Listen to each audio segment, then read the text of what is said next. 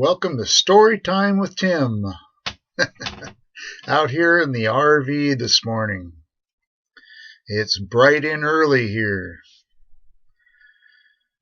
north of Seattle, Washington. Yeah, I figured I'd try doing a live stream with my storytelling. Let's see how this goes. May get some more subscribers, more viewers. So we'll give it a shot. So it all started back in 1969. And see, 1969, I was in high school. I was a junior in high school. And my parents said, hey, we're going to go over to Fish Lake. And my brother-in-law, my sister, and my niece, they were going to go too, and it was going to be like a family camping thing, you know. But I didn't know anything about the launch, or I wasn't paying attention to it in school, and you know, whatever, you know. And so we all headed over to Eastern Washington. And it was a hot July. I believe it was the launch. I believe was on July 20th. It wasn't on the 4th of July. It was after. And summer 1969. So we all headed over to Fish Lake and we set up camp. We had a picnic table. Actually, the lake is upstream a little bit, and the south end of Fish Lake is like a river access. And I think it was coming out of the lake. I can't remember. But anyway, so we were camped next to the river or creek or whatever it was there. And beautiful spot. And the road coming into Fish Lake, all gravel road. And we got set up and then went out and went fishing. And fishing was always good in Eastern Washington. Pretty much any lake you went to back then. I suppose a lot of lakes are still good over there. I haven't been over there fishing for, jeez, since I was a kid, basically. We've been over there to some lakes, but like Banks Lake with when our kids were little, but we didn't go fishing. Oh, yes, I did. I took the kids fishing at Sun Lakes. Yeah, we had a cabin there that we rented and caught our limit. Yeah, we had our fish on like as fast as you could get the line out. We had another fish. So, but anyway, up in Fish Lake, we were having the same luck. It was just really good fishing. So we went back to the campground, cleaned the fish, had a big fish fry, and telling stories, you know, just having fun. My brother-in-law, he brought a Honda 50 trail bike, you know, and oh, that was a blast. I had a great time with that, riding that thing around, especially on those old dirt gravel roads, you know, up around Fish Lake. And I didn't see anybody else there. It was weird. It's like we were the only ones there. I mean, there was other people out there fishing, but as far as camping goes, I don't think we were at an actual camping spot. It was like a picnic spot, but we set up our tents and parents had a truck with a camper on it, so they slept in that. I think we had a tent that we slept in. Anyway, so it was fun, and so we got up one day, and my brother-in-law said, "Hey, I got myself. I brought the transistor radio, you know, with the antennas and all that, you know."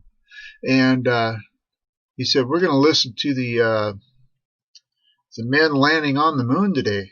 And I go, "Men landing on the moon, really?" And he said, "Yeah." He said, and then once he said it, I realized, oh yeah, they said something about that in school. All right, so, and then my dad said, "You sure you're going to get reception way up here in the mountains?" And yeah, he says, this is a really good radio, it's one of those 2450 band radio. I don't know what it was, but it was a super duper radio for back then, So he hooked it up and found the station, and I think Walter Cronkite was the broadcaster, for the moon launch or moon landing. And so we were listening to it, and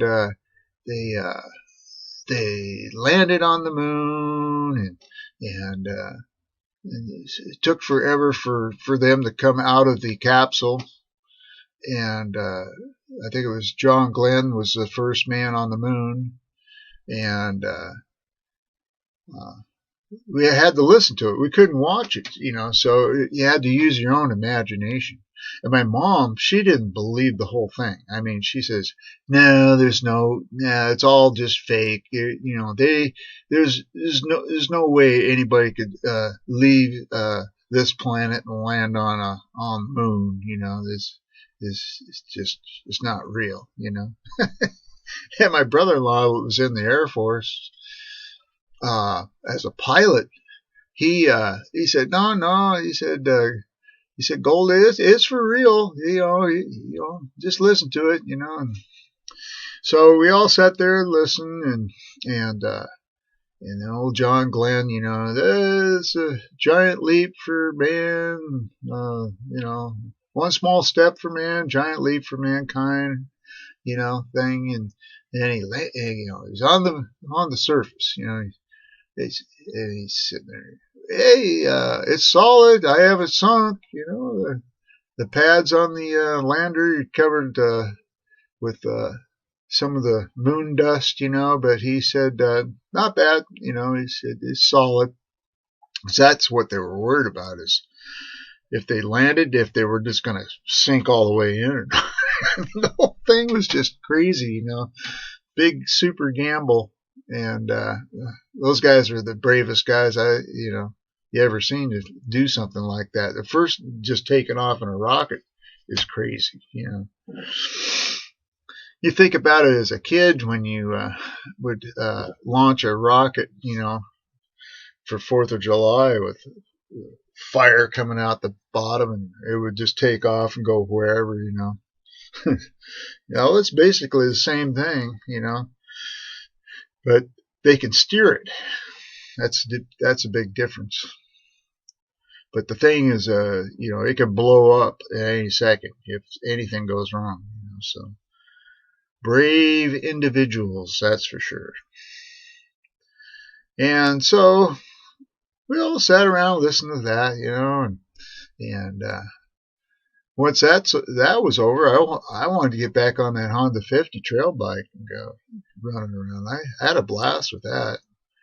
And my dad and my brother-in-law, hey, let's go fishing. And I go, you guys go ahead. I'm going to ride the Honda 50.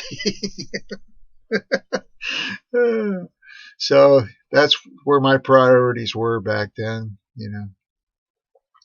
But eventually I went back fishing with my mom, and she loved fishing too. And went out there. Oh, man, she got a nice, it must have been 3 or 4 pound trout out of there. It was beautiful. So we took that one home with us. We went to the local store down there. I think it was town of Roslyn. I don't know if you ever watched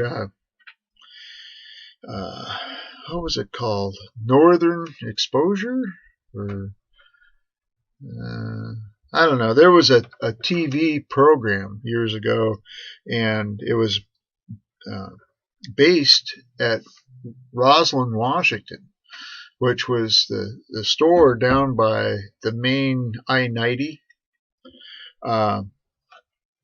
going, was it I-90? maybe, no, it was Highway 2, I think. I'll have to look it up on the map. But anyway, one of the main roads coming out of Seattle over the mountains, where Fish Lake sat, there's a little town called Roslyn. And so we went down there, and that was the grocery store closest to Fish Lake. And went down there and picked up stuff. And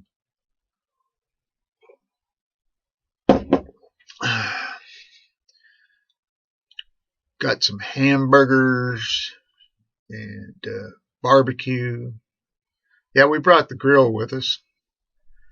And instead of just cooking on an open fire pit, and I don't even know if there was a fire pit there. I think we just made our own. But yeah, we cooked up hamburgers, had marshmallows, made some s'mores.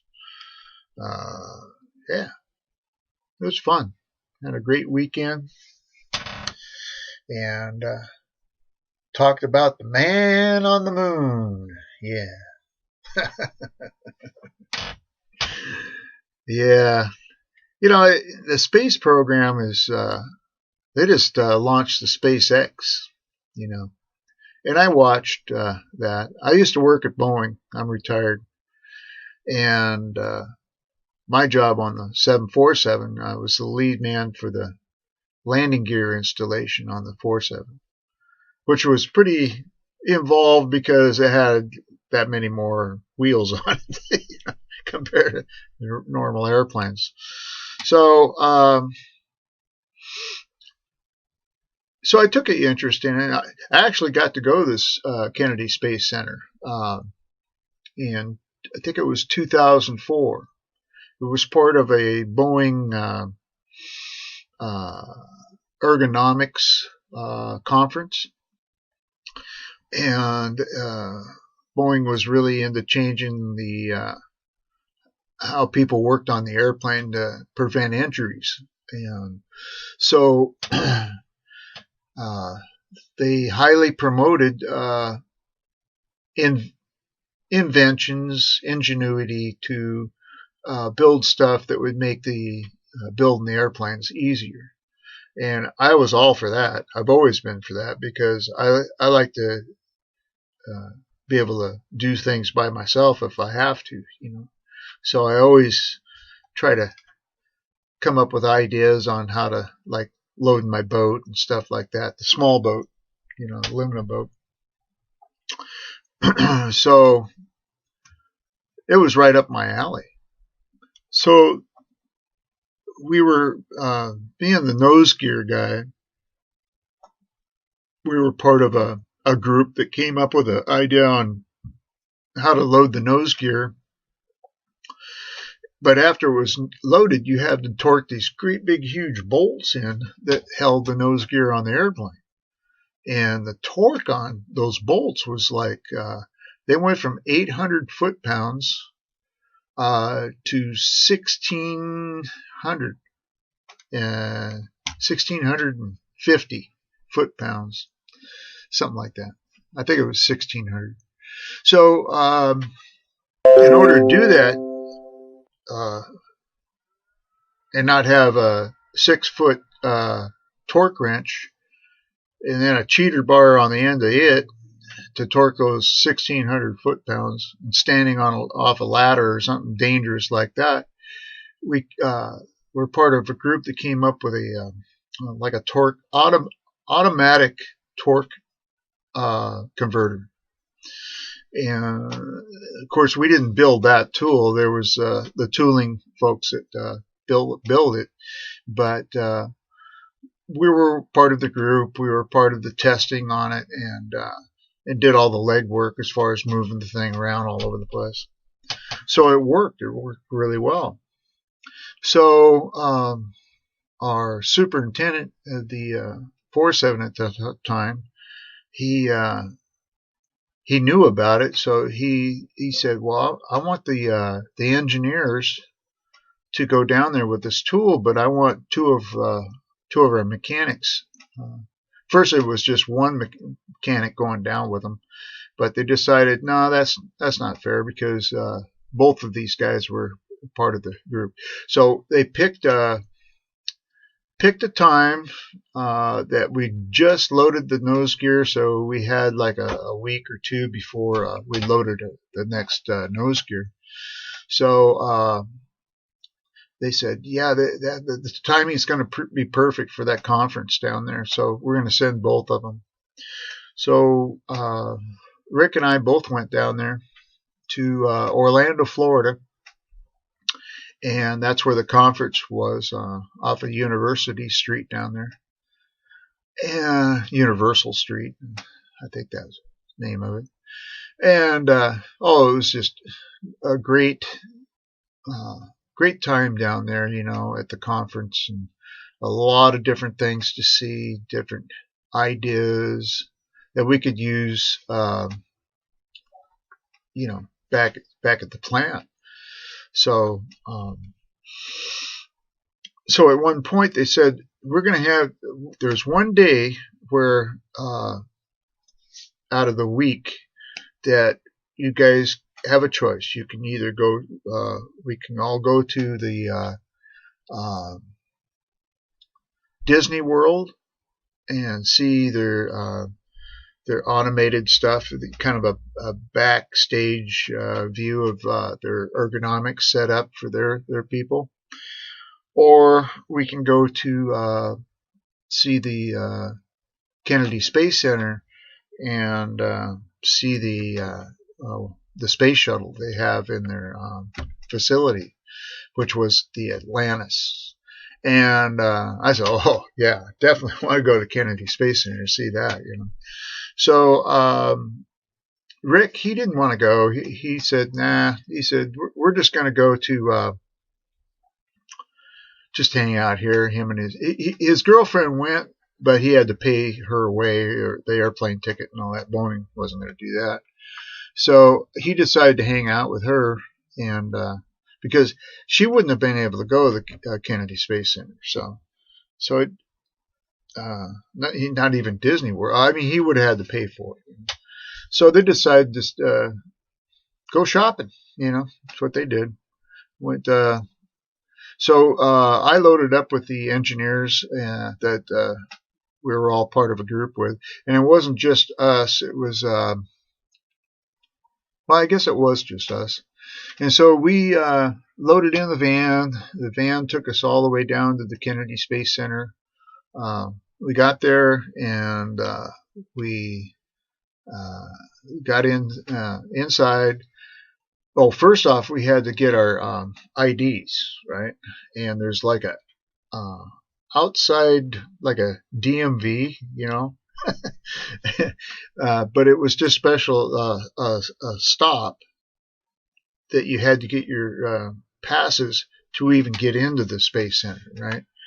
So we pulled in it and went in there to get our IDs, and for some reason they couldn't find me, and it's like, oh, wait a second, here's my driver's license, here's my badge from Boeing, I work for Boeing,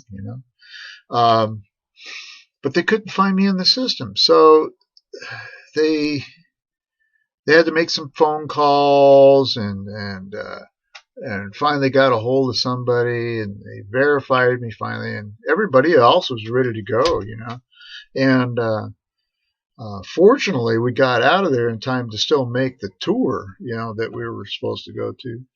So fortunately we had left when we did. So we got to the Kennedy Space Center, and a guy met us outside and walked us in. And these guys that work at NASA, the Kennedy Space Center, they have all these whole bunch of badges on their belt, on a clip. And each one of those cards is for getting in a different door as you go into the Space Center. Every door has a code on it. So that was pretty crazy. So he had to be with us. There's no way we would have been able to get in there by ourselves. So we got all the way into the Atlantis, and he started walking us around, and all these people were working on it. And he first explained Atlantis was a backup space shuttle. So if something went wrong and they had to launch to get up there to get the guys off and get them out of there and get them back down on Earth, they always had to have a backup space shuttle ready to go. So they're constantly working on this space shuttle to have it ready to go. And at the time, they were actually replacing a couple of the tiles, these heat-resistant tiles on the bottom side, and it was super interesting how they did that. And the glue that bonds those things on is like some unbelievable type of glue. They keep those things from falling off. And they're all precisely measured for each slot that those tiles go in.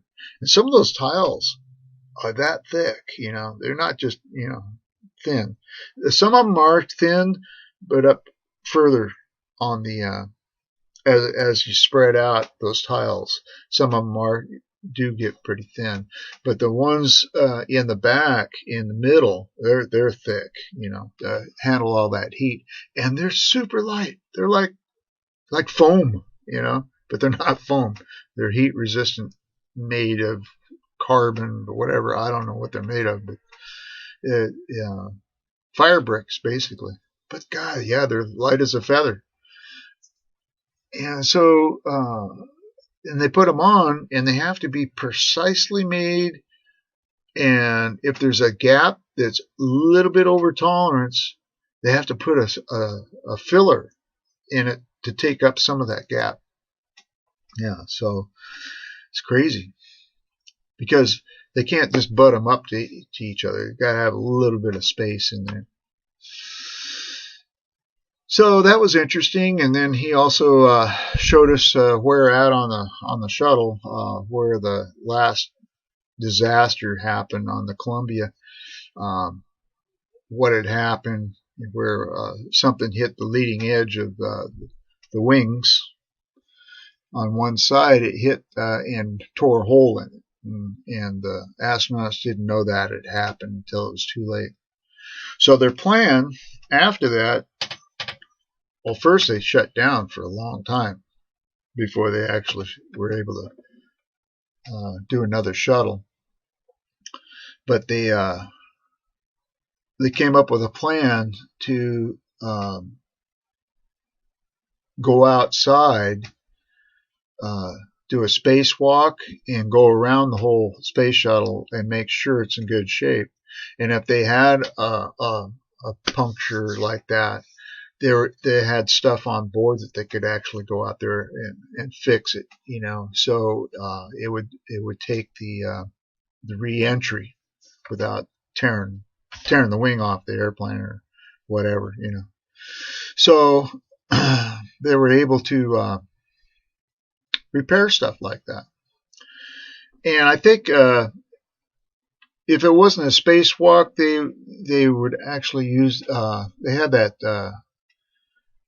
that robot arm with a camera on it, and they could go through and look at the entire space shuttle with that too. So I think they got to a point where they didn't even have to do a spacewalk unless it actually needed a repair.